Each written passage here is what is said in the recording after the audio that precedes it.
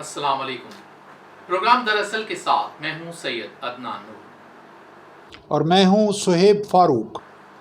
हमारे रेडियो के सामीन और हमारे सोशल मीडिया के नाज़रीन के लिए कि आज हम बात करेंगे पाकिस्तान की कि पाकिस्तान के हालात इस वक्त किस जानिब जा रहे हैं। ख़ासतौर पर करप्शन और माफिया के जंगल में फंसे पाकिस्तान का नया रियासती बयानिया क्या होना चाहिए, इस हवाले से हम आपको इस प्रोग्राम में अपने साथ लेके चलेंगे। और इसमें हमारे साथ हैं सुहेब साहब जो हमें मुसलसल बेहतरीन इंफॉर्मेशन से आगाह रखते हैं आप सबको। और आज भी मैं इनसे यही जानना चाहूँगा कि सुहेब साहब 70 साल बाद पाकिस्तान आज कहाँ खड़ा है?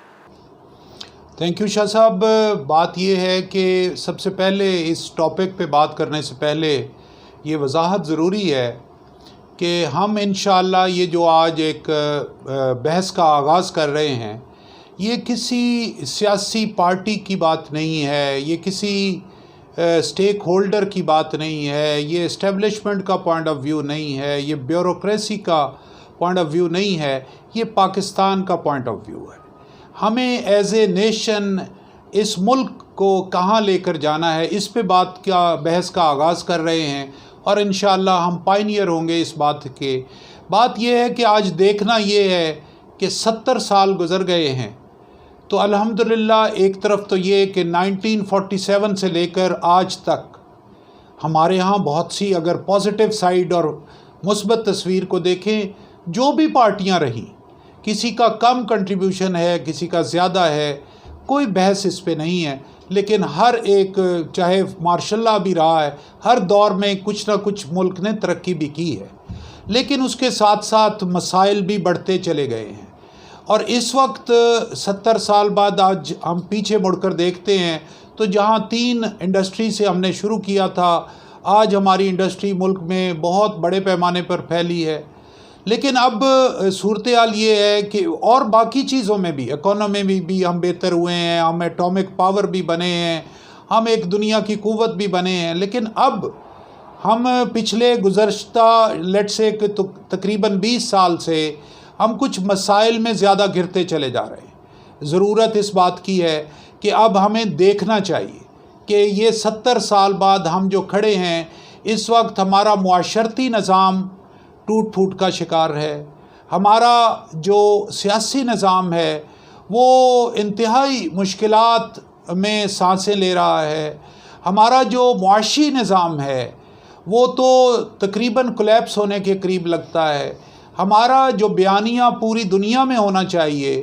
वो जितनी हम में खूबियाँ हैं और चीज़ें हैं उसके मुताबिक हम अपने रिफॉर्म्स को भी और अपने इम्प्रेशंस को भी इंटरनेशनली बेच नहीं पा रहे। और उसके साथ साथ हमारा अपना अंदरूनी जो माशरती के अंदर भी जो हमारा इंसाफ का निज़ाम है, जो हमारे करप्शन का एक पूरे का पूरा वेब है, एक छोटे पटवारी से लेकर और कोई निज़ाम, कोई एक सिस्टम, कोई एक महकमा बगैर पैसे के काम नहीं कर रहा। बगैर पैसा, या ये कहें कि माफिया के बगैर कोई भी सिस्टम इस वक्त नहीं लगता कि पाकिस्तान में कोई ऐसा सिस्टम हो जिसमें माफिया ना हो। जी, एक तो करप्शन का शासा माफिया है, दूसरी तरफ जो असल माफियाज़ हैं उनके हालात ये हैं कि जो तमाम कारोबार की रगें हैं उन माफियाज़ के हाथ में हैं और वो ही इलेक्शनों के ज़रिए वही हुकूमतों में हैं। इस वक्त कोई हम फिंगर पॉइंटिंग नहीं कर रहे कि पीपल्स पार्टी ये करती है या मुस्लिम लीग करती है या इमरान खान की पार्टी ये कर रही है। इस वक्त बात ये देखने की है कि वो माफियाज़ हैं जो हर सूरत में गवर्नमेंट में आ जाते हैं, वो अपने अपने मफादात, वो चीनी का माफिया है, वो गंदम का माफिया है, वो पेट्रोल का माफिया है, वो सीमेंट का माफिया है, वो इवन अगर आप यहाँ पर इस मुल्क में जाली दवाओं और बहुत सारी दीगर चीज़ों के ऊपर भी अगर आप पकड़ना चाहें कि ये जाली काम हो रहा है, दवाइयाँ ख़राब बन रही हैं, मिसालों में गड़बड़ हो रही है, खुराक के अंदर गड़बड़ हो रही है, तो आपको ये माफिया जो है वो चलने नहीं देगा। और उन्हीं के लोग असम्बलियों में बैठे हुए हैं और उसकी वजह से ये मामला हो रहा है कि वो 70 साल से हो रहा है और वो उसको कानून भी उसके लिए उसके ख़िलाफ़ नहीं बनने देते। और 70 साल में इस वक्त अगर गौर किया जाए तो वो जो हमारा निज़ाम है वो ना ही करप्ट को पकड़ सकता है, اس کی اہلیت نہیں رکھتا، نہ ہی وہ کسی مافیا پہ ہاتھ ڈال سکتا ہے، اس لیے کہ انہوں نے سسٹم کو اتنا لوزلی جو ہے ڈیزائن کیا ہوا ہے کہ اس میں سے جو ہمارا جوڈیشل سسٹم ہے اس میں سے بھی سلپ کر جاتے ہیں سارے۔ سہیل صاحب، آپ کو نہیں لگتا کہ یہ مافیا جو 70 سال سے جس طرح چل رہا ہے، یہ بھی ایک وراثتی سلسلہ شروع ہو گیا ہے؟ یعنی اس کا باپ بھی کسی پارٹی میں تھا، پھر اس کا بیٹے بھی آگے اسی میں آئے، اور یہ وراثتی ایک مافیا بنتا جا رہا ہے۔ جی، میں یہ سمجھتا ہوں شاہ جی کہ وہ بیسیکلی وراثتی بھی چل رہا ہے، اور پھر یہ مافیا سے مافیا بھی چل رہا ہے، جو اسی انڈسٹری، اسی چیز کو، مفادات کو لے کر چل رہا ہے، وہیں سے اربوں روپے کمائے جا رہے ہیں، اور اس میں سے کچھ ارب جو ہیں وہ سیاست میں اور میڈیا پہ پھینک کر اور چیزوں کو ایکسپلائٹ کیا جا رہا ہے۔ اور اسی طرح ہی جو ہم ایک دوسرے پہ الزامات لگا رہے ہیں، یہی بات اب یہ ہے کہ جی کئی دفعہ کچھ لوگوں نے یہ سوچا کہ جی اس کا حل شاید مارشل لا ہے، تو ہر طرح کے تجربات ہو چکے۔ میرے نزدیک 70 سال بعد آج ہم جو آپ نے سوال کیا ہے جہاں کھڑے ہیں، ہر طرح کے تجربات ناکام ہو چکے،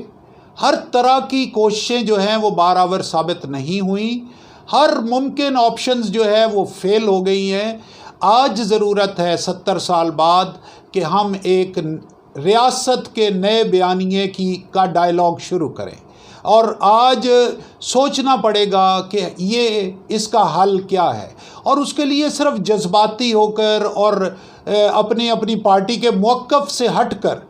اور خاص طور پر کیونکہ ہماری سیاسی پارٹیوں کا بھی معاملات آگے چل کر اس کو ڈسکس کریں گے کہ ان کی بھی ایک لمیٹڈ جو ہے نا گیم کرنے کی بھی ایک لمٹس ہے، اس سے آگے وہ بھی اپنے لیڈر کی اور اس کی سوچ سے آگے وہ جانے پہ تیار نہیں ہے۔ ملکی لیول پہ جو اسٹیٹس مین ہیں، چاہے وہ فوج ہو تو فوج کو اپنے آپ کو کیسے کرٹیل کرنا ہے، ایفیشینٹ کیسے بنانا ہے، آپریشنل چیزیں آگے کیسے کرنی ہے، اور ملک کو ایز اے ہول اگر ویلفیئر اسٹیٹ بننا ہے تو کیا بیانیہ ہونا چاہیے، تمام چیزیں اوپنلی ڈسکس ہونی چاہیے۔ اچھا سہیل صاحب، یہ بھی بتائیے گا کہ اسٹیک ہولڈر جو ہیں اس وقت ان کا موقف کیا ہے اس حوالے سے؟ دیکھیں، اسٹیک ہولڈرز تو اس وقت ہم اسٹیک ہولڈرز دیکھیں تو سیاسی جماعتیں جو ہیں یہ ایک اسٹیک ہولڈرز ہیں، ملٹری اسٹیبلشمنٹ ایک دوسری اسٹیک ہولڈر ہے، بیوروکریسی ایک جو ہے وہ اسٹیک ہولڈر ہے، پھر جوڈیشل سسٹم اور جوڈیشری جو ہے وہ بھی ایک اسٹیک ہولڈر ہے، پھر اس کے بعد جو آپ کی میڈیا ہے یہ ایک اسٹیک ہولڈر ہے، پھر اٹ سیلف سب سے مین اسٹیک ہولڈر تو عوام ہے نا جی۔ یہ سارے کے سارے اسٹیک ہولڈر سارے ملا کر بھی دیکھیں گے تو 20 لاکھ لوگ ہوں گے،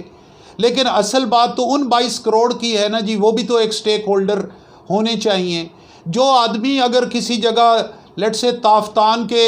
بلوچستان میں تافتان کے بارڈر کے پاس ہے، اس کی بھی تو وہی حقوق ہونے چاہیے نا جو اسلام آباد میں E7 میں رہتا ہے، یا جو ہے وہ سست کے بارڈر پر چائنا کے پاس رہتا ہے، وہ بھی تو اتنا ہی شہری ہے نا جتنا لاہور میں گلبرگ میں کوئی رہتا ہے۔ یہ تمام کی جو اسٹیک ہولڈرز ہیں ان ساروں کو آن بورڈ لانے کی ضرورت ہے، اور اس میں بیسیکلی ہم نے سوچنا یہ ہے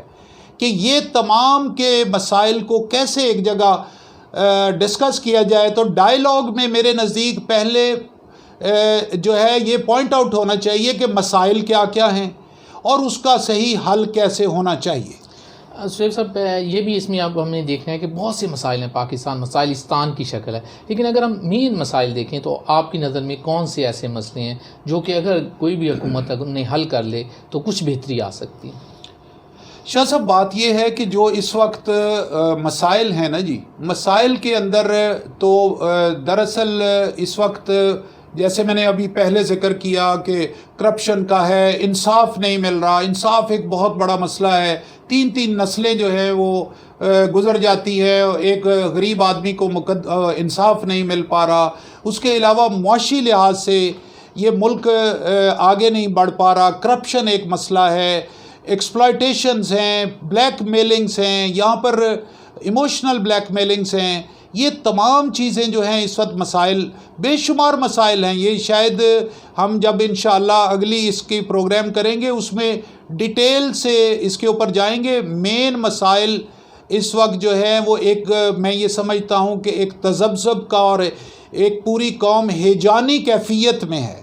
وہ ہر تجربہ ناکام ہونے کے بعد من حیث القوم ہر شخص ایک ہیجانی کیفیت میں آیا ہوا ہے کہ اس کا حل کیا ہے. بے بسی ہے. مسائل ہر جگہ، ہر آدمی کو ہر لمحہ مسائل ہے. وہ انرجی کا سیکٹر ہے، اس کے گھر میں بجلی نہیں آ رہی، اس کو پانی نہیں مل رہا، اس کو انصاف نہیں مل رہا، اس کو ٹرانسپورٹ کا نظام نہیں ہے، اس کو صحت کے مسائل ہیں، وہ ہسپتالوں میں بھی رشوت دے کے